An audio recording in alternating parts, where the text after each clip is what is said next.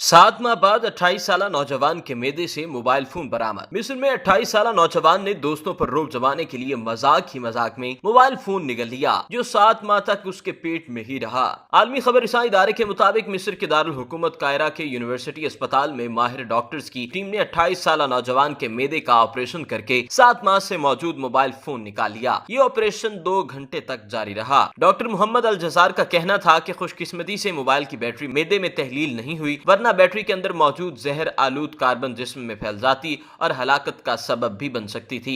Doctor Mohammad अल जजार का मजीद कहना था कि मरीज ने यह मोबाइल दोस्तों पर रोब जमाने के लिए 7 माह कबल इस उम्मीद पर निकला था कि उल्टी होने की सूरत में मोबाइल खुद बाहर आ जाएगा, लेकिन ऐसा नहीं हुआ। पेट में मोबाइल फोन के होने के बायस नौजवान को शदीद दर्द होने लगा और इसने घर वालों को डांट के खौफ से कुछ नहीं बताया, लेकिन इमरजेंसी में अस्पताल लाने पर और पेट की एक्सरे से ये बात सामने आ गई। अगर आपने अभी तक हमारा चैनल सब्सक्राइब नहीं किया तो अभी सब्सक्राइब करें और बेल आइकॉन को क्लिक करके हमारी लेटेस्ट वीडियोस के बारे में अपडेट जानें।